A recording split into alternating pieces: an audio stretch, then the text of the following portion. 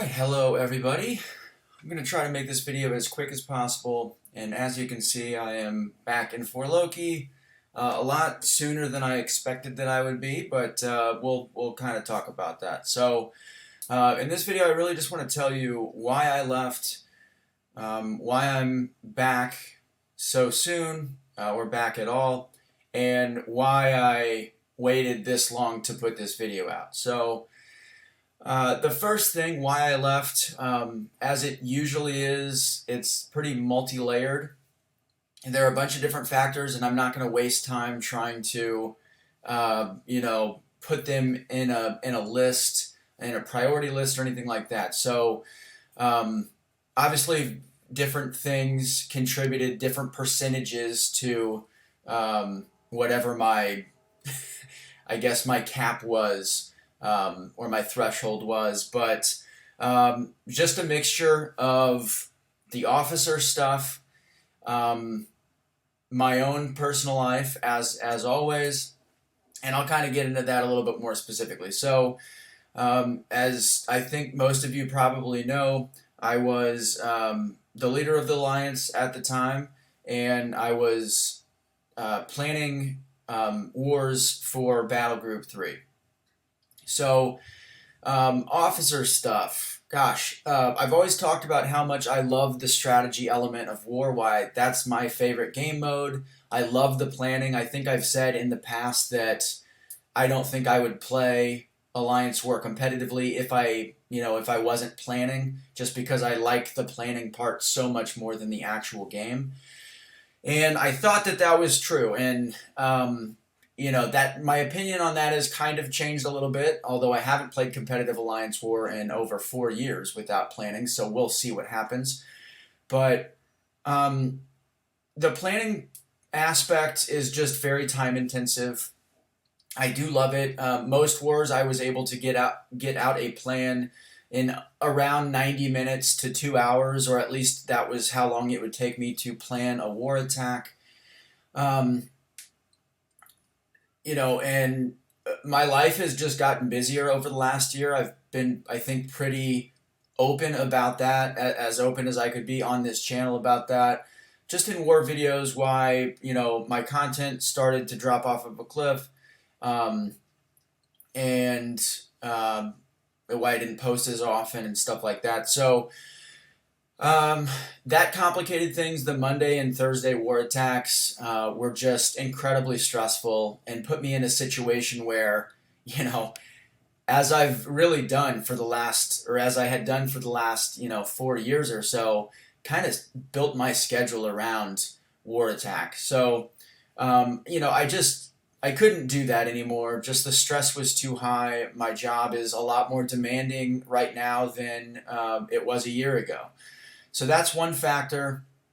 The biggest thing with officer stuff, and especially leader stuff, because you get this from 3 different angles, but the biggest thing with officer stuff, specifically being a battle group leader, is the PM volume, and the private message volume. So, and the thing is, first of all, that's not to say that I didn't enjoy getting PMs from people. I did, and especially about war and strategy. I wanted people to PM me anytime they had a question about something. And, the tricky thing about planning war and balancing the PM stuff is I wanted to be available to people to answer questions anytime they had a question.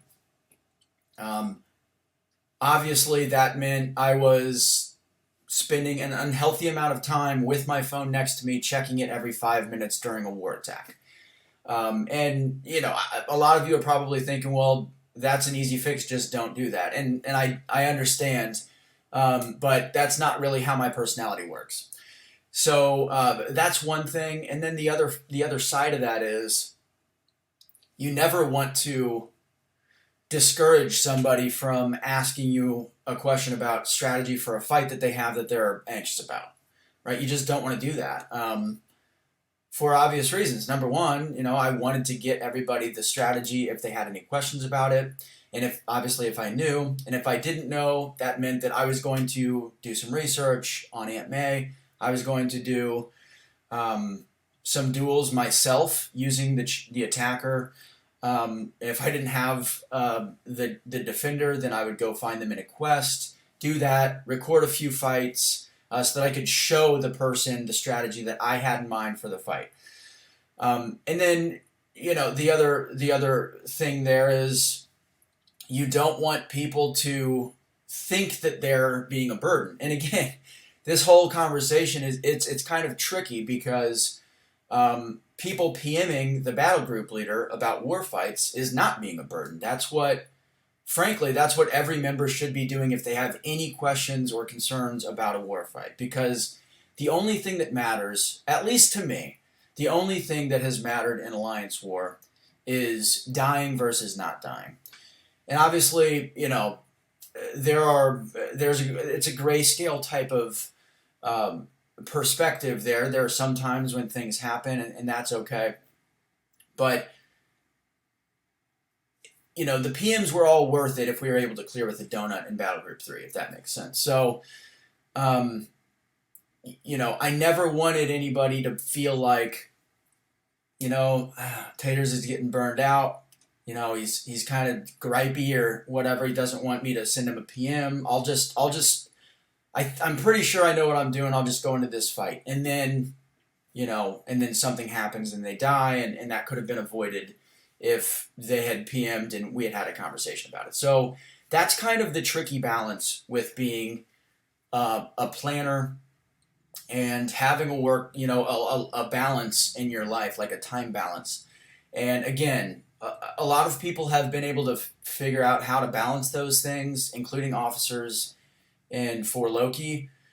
I just wasn't able to do that. So anyway, that's one factor. The other thing with PMs is, being in a position where you're kind of the de facto leader of a battle group. You have to sometimes there are confrontations. Sometimes it's about fights. Sometimes it's about, assignments. Sometimes it's about fight volume. Sometimes it's about fight instructions. Somebody disagrees with your fight instructions or doesn't follow the fight instructions and dies or something like that. And with any kind of leadership, there has to be a balance there as well where, you need to let somebody know that they need to improve. You need to help them and encourage them to improve or get better at something. And on the flip, if you're wrong about something, you have to be able to accept that and move forward. But the biggest thing is, we're all adults in For Loki, and people that play MCOC, at least at a high level, most of those players are adults. So, I never wanted it to feel or seem like I was like an authority, because that takes the fun out of the game, because it's ultimately a game. To me, I always felt like it was kind of like a sports league. Like I play softball. A lot of you guys know that. We do have an organizer for that team. He's the de facto manager, but we're peers. We're all, similar in age. We all go there voluntarily to play, to have fun, to compete, to try to win. But, calling me an authority because I was a battle group leader, it's awkward. And at the same time, sometimes you have to be a little bit stern and you have to be an authority because that's what the group needs. And when you're a leader, that extends to all three groups. The PMs extend to all three groups. And it is a lot. It is a lot. And especially the way that I've always approached MCOC from that strategy side, because I've never been like a highly skilled player myself, is I'm going to try to get by an Alliance War, and I'm going to try to set up everybody else to get by an Alliance War without dying through preparation. And preparation takes time, and time takes away from real life. So I don't know how much time I was spending on planning on war attack days on my phone specifically for the benefit of MCOC. It was probably 4 to 6 hours. Spend 90 minutes, 2 hours planning war. And then there's just all the PMs. There's,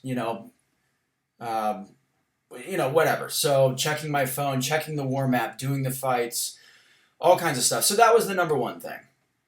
It was just too much now because of the way that my life has evolved over the last, 8 months specifically. So that's number one. And we're already 10 minutes in, so we are doing a great job keeping this a nice and short video. The second thing was, and again, I'm trying to tread here because I'm back in For Loki. I absolutely love For Loki, and I adore everybody in For Loki. But we had some imbalance with the battle groups pertaining specifically to performance. And that's not a call out.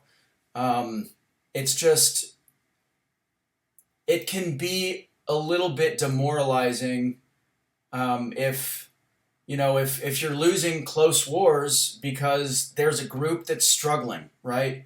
And, the way that we've always handled that in For Loki is obviously like, we are one big 30-person family.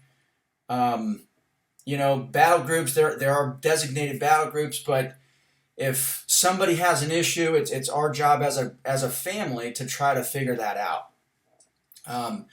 And so, the season before last, obviously last season For Loki finished second. Let's actually go over to that screen just because it looks so awesome. So For Loki finished second, best ever finish. So proud of For Loki. It's just so awesome to see that. The season before that, I think we finished 5 and 6. Well, we missed Masters for the second season in a row.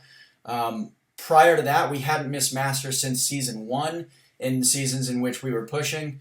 And we lost 4 wars the season before last. When we finished 5 and 6, 4 of those 6 losses we lost by 1 attack bonus or fewer. We had one where we lost a tie on time.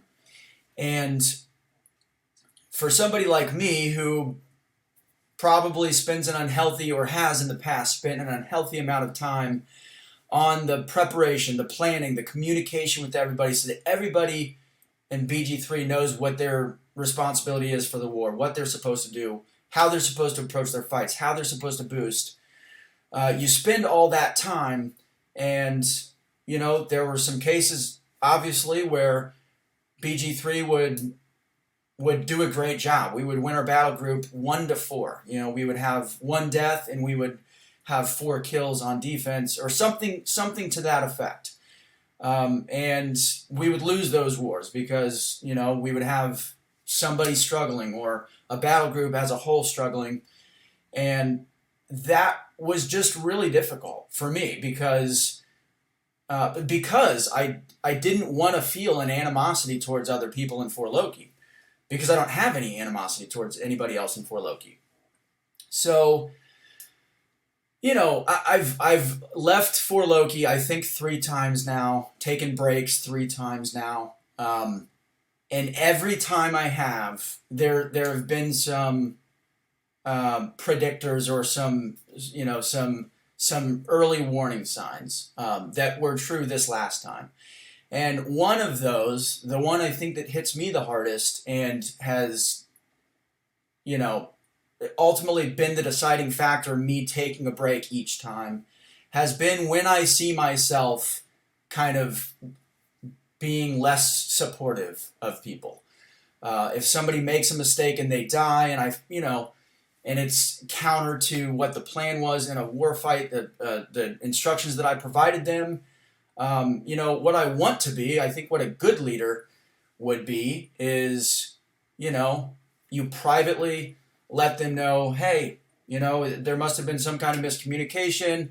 I told you this is what I thought you should do. You said, cool, and then you did something different and that caused a death. And I really feel like if we had stuck with the plan, we would have been good there.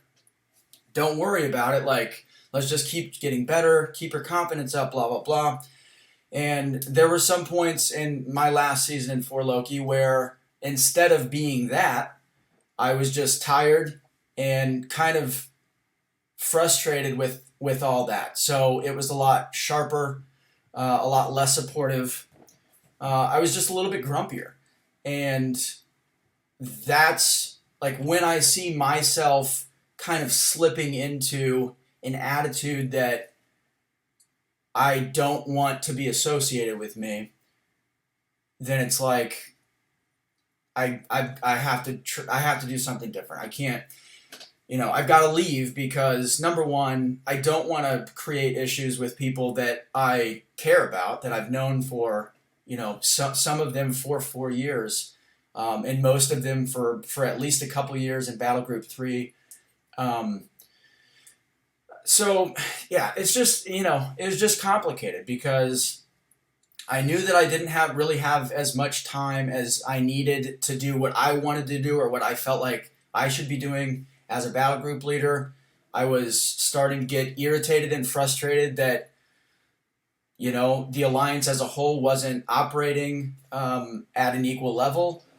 And also the third factor, and probably the biggest factor. I know I said I wasn't going to do a percentage thing on, what the influencers were, but one of the biggest factors is over the last 6 months, I've been focusing more on being proactive about the goals that I have set for myself in my personal life. And that includes creative projects.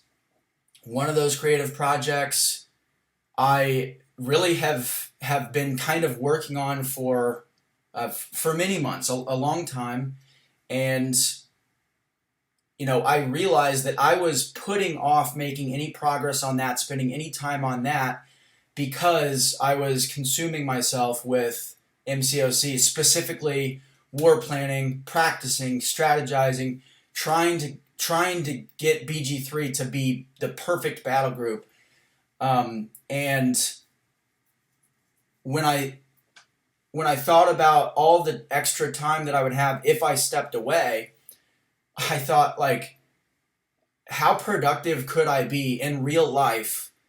Like, what could my life be in 12 months if I take all the time that I'm spending on this game, which, again, it's always given me, like, a strong sense of joy and satisfaction, and, I love being in an alliance with 29 friends.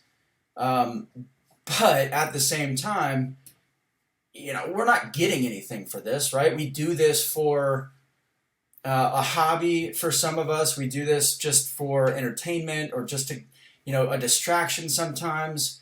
Whatever we do it for, it's not going to change our lives for the better in the future. It's just not going to. So I started looking at it like, man, I've been playing this game for 5 years. I've been in For Loki for 4 years.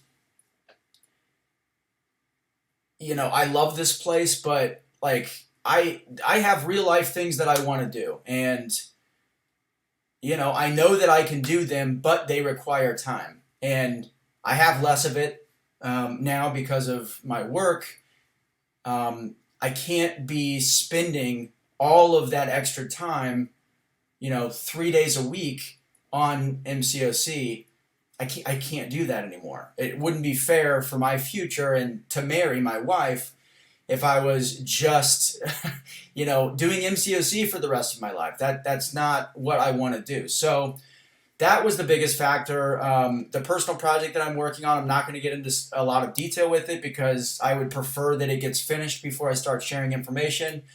But it's something that I have made a lot of progress on over the last 2 months. And it's exciting. I mean, I really think that, however long it takes to get fully completed, maybe it's another 12 months, it can be like a milestone in my life where I can look back in 20 years, if I'm still alive, I can look back and be like, yeah, that was the turning point of my life. Like, that's where I was proactive. I took charge. I finished this thing that I always wanted to do, and it opened up avenues. And even if it doesn't open up avenues, just to be able to say that I did this by myself, I want that feeling. So those are kind of the three factors. This video is now 20 minutes long, literally just me talking into a camera with some funky lighting.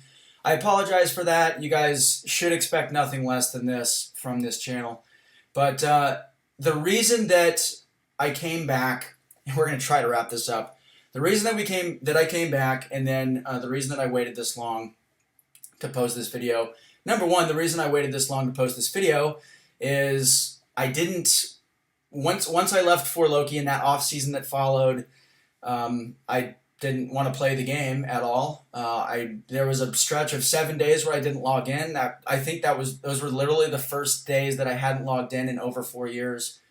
And then the season started. For Loki got off to its best start ever.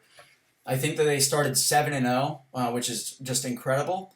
And once that happened, once they started climbing the leaderboards and getting up near that pole position, I didn't want to put out a video then and for people to feel like I was just trying to maybe, borrow some interest that people naturally had in the war season and how For Loki was doing during the season, and try to use that to my benefit to get more people to watch my video or something like that. So I hope that you guys would know that by this point it should be very clear that what I post to YouTube and what I've posted to YouTube for the last 6 months has not been about views or clicks or anything like that. It's just these are things that I want to share, and if they're not things I want to share, then I don't post videos anymore. So but I just didn't want to. I wanted to completely avoid the possibility that somebody could interpret it that way.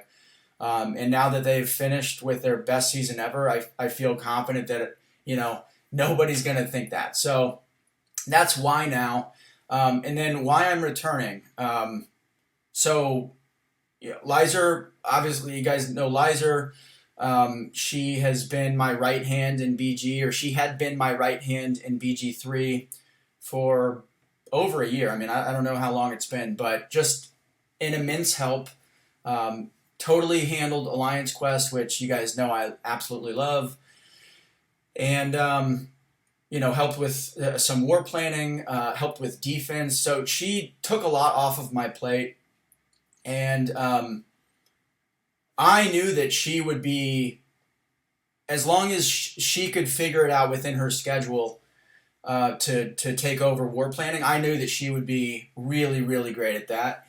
And, once I spoke with her and she said that she would be comfortable with that, then I felt like I could leave without, without hurting the Alliance. Putting the Alliance or Lizer in a position where, if she didn't really have time to do planning, then it's kind of a, hey, sorry, you're on your own, see you later type of thing. And I just didn't want to do that because these are my friends. So, but I knew that she was capable. That was clear, obviously. And, when she said that she thought she could manage with the time and all that stuff, I was like, all right, cool. She also took over recruiting. That's another thing that I was doing. Recruiting is never really fun, but it is an important part of being in an alliance that that has the culture that For Loki's developed, and specifically making sure that we're vetting people to keep For Loki clean, so that we don't accidentally bring somebody in that ruins that that cleanliness. So she took that over.